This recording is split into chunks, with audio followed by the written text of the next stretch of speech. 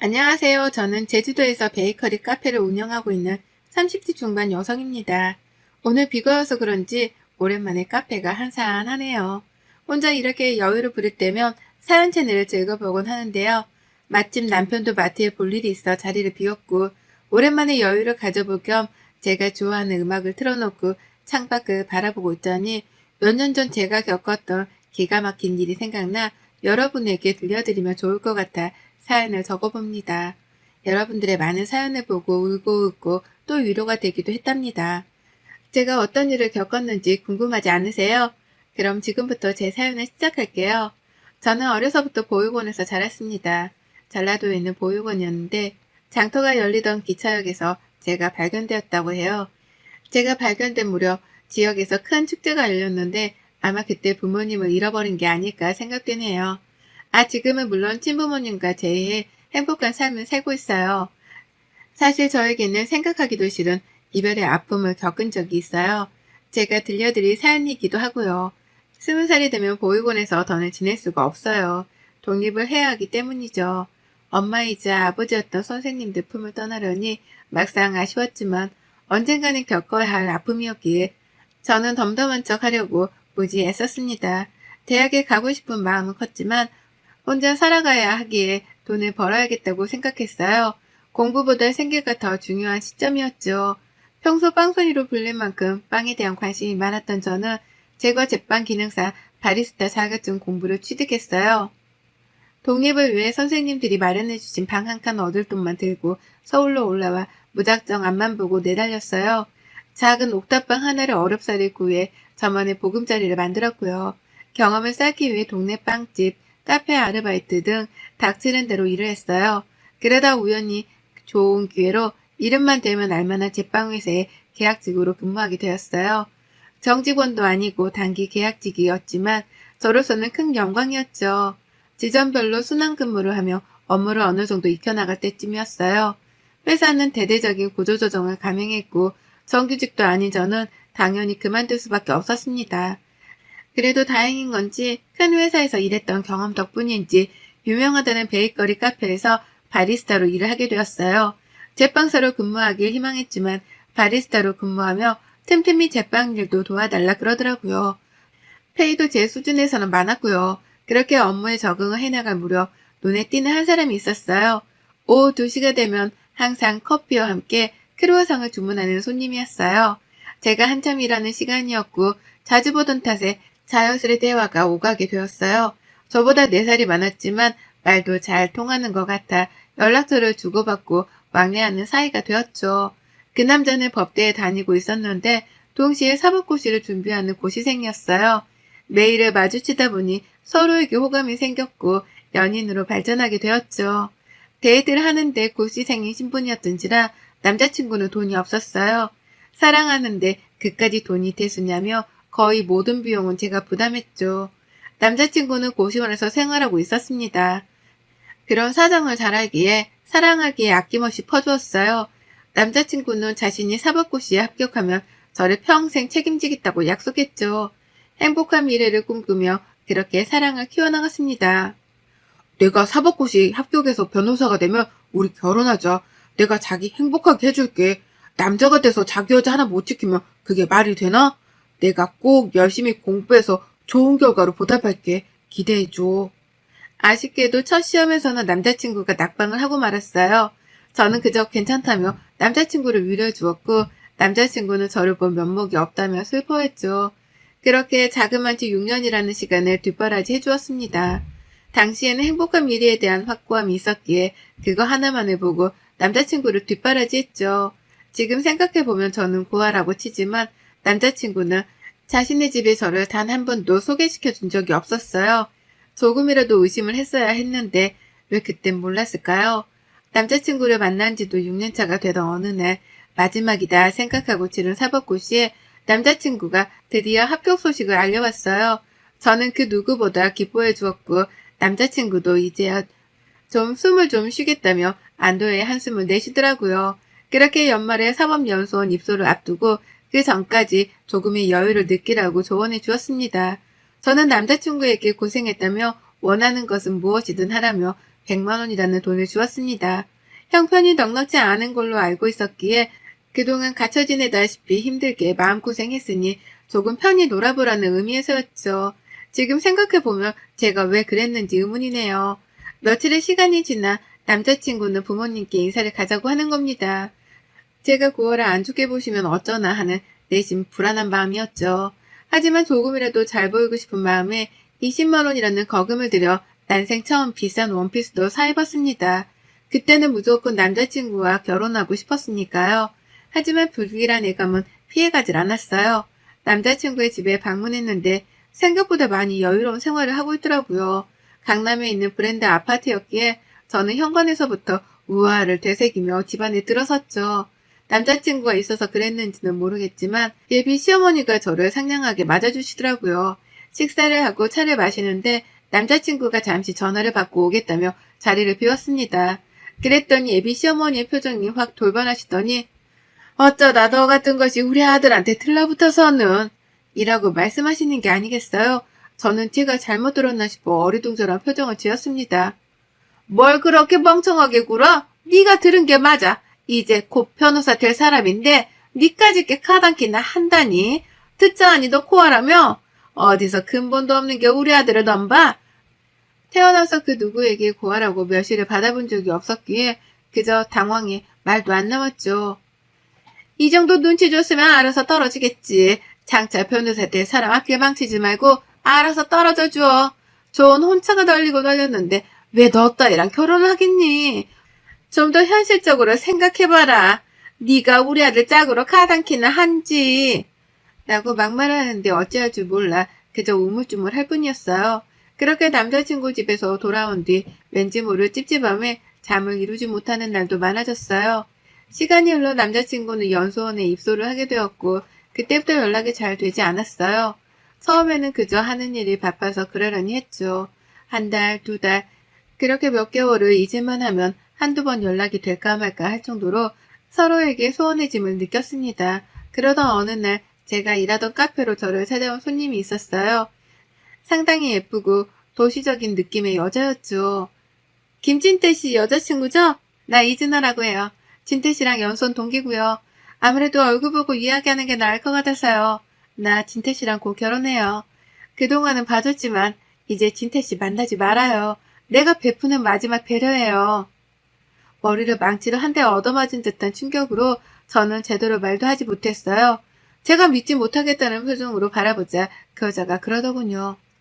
우리 어려서부터 약혼했던 사이예요. 진태 씨 아버님이 식품업체 대표이신 거 알죠? 연수원 졸업하고 나면 바로 결혼식이에요. 한 달 뒤죠. 미리 단둘이 해두려고 찾아왔어요. 유부남 만나면 안 되잖아요. 무슨 말인지 더 잘 알 거라 생각해요. 더 이상 만나지 마세요. 그리고 이 정도면 보상은 섭섭지 않을 거라 생각해요. 가볼게요. 알고 보니 그 여자와는 이미 어렸을 때부터 집안끼리 결혼을 약속한 상태라고 했어요.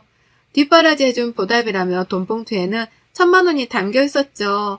그동안의 시간이 주마등처럼 스쳐 지나가더라고요. 20대 청춘을 바쳐 남자친구 뒷바라지를 해주었던 내 소중한 시간들. 이러려고 개고생해서 일하고 돈을 벌었던 건 아닐 텐데 말이죠. 화도 났지만 남자친구에게 직접 말을 듣고 싶어 남자친구의 집으로 찾아갔어요. 도통 연락이 되지 않았던 터라 실례를 무릅쓰고 찾아간 거였죠. 남자친구의 엄마는 저를 보더니 여기가 어딘 줄 알고 오냐며 대뜸 물을 끼얹더라고요. 그 소리에 방에서 나온 남자친구는 너무도 당당하게 이야기하더라고요. 쥐나 만났다며? 그럼 어느 정도는 알아서 나가 떨어져야지. 구질구질하게 집까지 찾아오고 말이야. 네가 비련의 여주인공이야? 돈이 모자르니? 대충 계산해서 넉넉하게 넣었는데. 정말 끝까지 사람을 비참하게 만들더라고요. 더 이상 있으면 안 될 자리 같아 눈물을 머금고 집으로 돌아왔습니다. 차라리 뺨이라도 한 대 치고 돌아올 걸 후회하면서 눈물로 밤을 지새웠답니다. 카페에 출근도 하지 않은 채 며칠을 술을 마시며 보냈어요. 마음이 너무 힘든 나머지 보육원 선생님들과 같이 지냈던 동생들이 생각나더라고요. 그동안 바빠서 연락도 제대로 못 드렸고 마음도 추스릴 겸 겸사겸사 시골로 내려갔습니다. 몇 년 만에 방문한 보육원은 정말 변한 게 하나도 없었어요. 선생님들도 그대로였고 어리기만 했던 동생들은 키가 훌쩍 자라 있었죠. 따뜻한 밥을 먹으며 가족의 품으로 돌아오니 마음이 조금은 편해지더라고요. 그렇게 일주일 정도의 시간이 흘렀을까요? 어느 정도 마음을 추스렸기에 다시 서울로 올라갈 채비를 하고 있었습니다. 원장 선생님께서 저를 조용히 부르시더라고요. 긴히 할 말이 있다면서요. 무슨 일이세요? 원장 선생님께 묻자 우물쭈물하시며 한참을 고민하시더라고요. 지훈아, 지금부터 원장 선생님이 하는 말 잘 들어. 사실 네 친아버지로 추정되는 분이 찾아오셨다. 정말 어렵게 찾았다면서 아이를 볼 수 있냐고 사정을 하는데 내가 함부로 할 수 있는 부분이 아닌 것 같아서 네 의견을 먼저 물어보겠다고 했어. 정말 뜬금없었죠. 한 번도 생각해 본 적 없던 친부모였거든요. 그만큼 선생님들의 무한한 애정이 있었기에 가족을 그리워하거나 찾고 싶다는 생각을 딱히 하진 않았습니다. 원장 선생님은 주소가 적힌 쪽지를 주시며 마음 정리가 되거든 찾아가 보라고 하셨어요. 저는 알겠다고 대답하고 서울로 올라왔고 카페 사장님과 친해진 덕에 저의 무단 결근은 휴가 처리가 되어 다시 열심히 일을 한다는 약속을 드리고 정상적인 근무를 하게 되었습니다. 그렇게 일을 하며 한참을 고민한 끝에 쪽지에 적힌 주소를 찾아가 보자 결심했죠. 주소지는 일하던 카페와 그리 멀지 않은 곳이었어요. 부자 동네라고 소문이 난 곳이었고 어렵지 않게 해당 주소지를 찾아갈 수 있었어요. 드라마에서는 볼 법한 커다란 저택이 제 앞에 있었죠. 긴장된 마음으로 초인종을 눌렀습니다. 안녕하세요. 박지영이라고 합니다. 보육원 선생님께서 주소 전달받고 찾아왔어요. 찾아가면 아실 거라면서요. 그렇게 집사로 보이는 분의 안내를 받으며 집 안으로 들어서는데 정말 으리으리하더군요. 정말 드라마에서 볼 법한 회장님 집 그 자체였어요. 거실로 들어서자 소파에는 중년 부부가 앉아있어 인사를 나누고 자리에 앉기도 전에 맞은편에 앉아있던 중년 여성이 눈물을 흘리기 시작했습니다. 연지야, 우리 연지가 왔구나 하며 제 옆으로 오더니 제 손을 어루만지는 게 아니겠어요? 그러면서 사진 몇 장을 보여주시는데 어렸을 적 제 모습이었어요. 혹시 몰라 저도 항상 지니고 있던 사진이 있었는데 똑같은 옷을 입은 사진이었죠. 제가 발견됐을 당시 찍어두셨던 사진이었는데 정말 이럴 수 있나 싶을 정도로 얼떨떨했습니다. 중년 부부는 눈물을 흘리며 제 손을 어루만지시더니 우리 딸을 드디어 찾았네 하며 눈물을 흘리셨어요. 사실 제 손등에는 어렸을 때 어딘가에 대인 듯한 화상 흉터가 있는데요. 그 상처를 보시고는 친딸이라고 확신을 하셨답니다. 자신들과 폭죽놀이를 하다 생긴 상처라면서요. 저는 확실한 게 좋으니 유전자 검사를 해보자고 했고 며칠 뒤 친자관계가 성립한다는 통보를 받았습니다. 저도 처음에는 얼떨떨하기만 했지만 저에게도 가족이 있다는 사실에 안도했죠. 반가움일까요? 고마움일까요? 저도 눈물이 나더군요. 제 부모님을 부둥켜 안으며 태어나서 처음으로 어린아이처럼 펑펑 울었습니다. 부모님은 지금이라도 그동안 못해준 것들을 다 해주시겠다고 하셨어요. 아버지는 이름만 대면 알만한 기업의 대표셨거든요. 옥탑방을 정리하고 집으로 들어오라 하셨고 저는 바로 다음날 아버지가 보내주신 기사분과 짐 정리를 했습니다. 언제든 딸을 찾을 거라는 생각을 하셨고 그래서 방도 항상 꾸며두고 계셨다고 해요. 그동안 예쁜 옷 못 사입힌 거, 맛있는 거 못 사줬던 게 한이라며 매일같이 저를 데리고 다니시며 이것저것 사주시기 바쁘셨죠. 저는 부담스러웠지만 내심 기쁘기도 했어요. 처음 느껴보는 부모님의 따뜻함이 어찌나 좋던지요. 그러다 우연히 엄마와 백화점에서 쇼핑을 하는데 아플싸 남자친구와 그 엄마를 마주치게 됐습니다. 다행히 저만 발견한 상태였고 그냥 지나가길 바랬죠. 그 여자는 저희 엄마를 보더니 냉큼 달려와서는 아는 척을 하더라고요. 사모님, 여긴 어쩐 일이세요? 쇼핑 나오셨어요? 옆에 있는 이 여자분은 아니 너는? 우리 연지를 아세요? 내가 말했죠? 예전에 잃어버렸다던 우리 딸 얼마 전에 재회했답니다. 그래서 이렇게 좋은 시간을 보내고 있지요. 이 여사님은 그동안 잘 지내셨죠? 아, 네. 저야 잘 지냈죠. 아들 결혼 준비로 바쁘답니다. 어떻게 이런 일이. 남자친구의 엄마는 변해버린 저의 모습을 보고 놀란 눈치였어요. 그렇게 며칠의 시간이 지났을까요? 남자친구에게 연락이 오는 겁니다. 서로 연락할 일이 없겠거니 했는데 벌써부터 속이 훤히 들여다 보이더라고요. 저에게 잘 지냈냐며 안부를 물으며 결혼하기로 했던 여자와 파혼을 했다고 하더라고요. 그래서 저보고 어쩌라는 거냐 따져 물으니 자신이 잘못했다며 다시 잘 해보자는 이야기를 했습니다. 정말 뻔뻔하지 않나요? 저는 기가 찼지만 나름의 복수를 해주기 위해 남자친구, 아니 그 남자를 이용하기로 했어요. 집 근처 카페에서 만나기로 해서 잔뜩 힘을 주고는 그 남자를 만나러 갔죠. 아버지가 저에게 경호원을 하나 붙여주셨는데 나이도 동갑이라 친구처럼 서스럼 없이 지냈습니다. 모종의 계약을 했죠. 제 약혼자인 척 해달라고요. 일부러 백화점에 가서 최고급 정장으로 맞추고 아버지가 사주신 스포츠카를 카페 앞에 세워두고 밖에서 기다리게 했습니다. 아버지가 사준 차는 국내에도 몇 대 없는 차라 차에 관심 있는 사람이라면 누구든지 부러워할 만한 차였죠. 아무튼 카페에 들어서니 남자친구는 저에게 미안하다며 파리처럼 손발을 비비며 사과를 하더라고요. 그러면서 결혼을 다시 생각해보자고 서로 사랑했지 않냐며 이야기를 하는데 한 대 때리고 싶은 심정이었습니다. 맞장구를 쳐주는 척하며 저에게 줄 선물이랍시고 400만 원짜리 반지도 챙겨왔더라고요. 저는 고맙게 받겠다며 선물을 챙겨들고는 자리를 옮기자며 자연스레 밖으로 유도했어요. 사실 복수라고 할 것까지는 없었지만 제가 그만큼 잘 살고 있고 니까짓게 날 넘볼 수 없다는 걸 알려주고 싶었어요. 제가 받은 만큼 되돌려주고 싶었던 거죠. 아니나 다를까 남자친구는 차를 보더니 우아거리며 주변을 서성이더니 감탄을 금치 못하더군요. 제가 기다리고 있던 경호원에게 신호를 하자 저를 데리러 연인인 척 연기를 했어요. 그 남자는 당황하며 얼굴이 시뻘개지더니 소리를 치기 시작했죠. 인사해, 내 약혼자야. 이제 알겠니? 너 따위는 나한테 어울리지 않아. 이 반지는 감사히 받을게. 팔아서 맛있는 거나 사 먹어야겠다. 고생해서 비위 맞춰주느라. 뭐? 너 이게 지금 날 갖고 논 거야? 야, 그 반지가 얼마짜린 줄 알고 그러는 거야? 반지라도 돌려줘. 이게 뭐 하는 짓이야, 지금? 이까진 일로 그렇게 화를 내며 쓰나. 그리고 이 반지 줬다 뺏는 게 어딨니? 아, 1,000만 원? 이 더러운 돈 가지고 있기도 싫었어.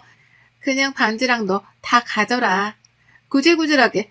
정말 찌질하다 너. 어디 가서 너 같은 여자 만나서 꼭 결혼하길 바래. 나 만난답시고 약혼도 깨고 왔는데 어쩌냐? 너 변호사 인생 쫑치게 생겼는데. 그렇게 악다구니를 쓰며 소리치는 그 남자를 뒤로하고 저는 경호원과 함께 집으로 돌아왔어요. 통쾌할 줄 알았지만 꼭 그렇지만은 않더라고요.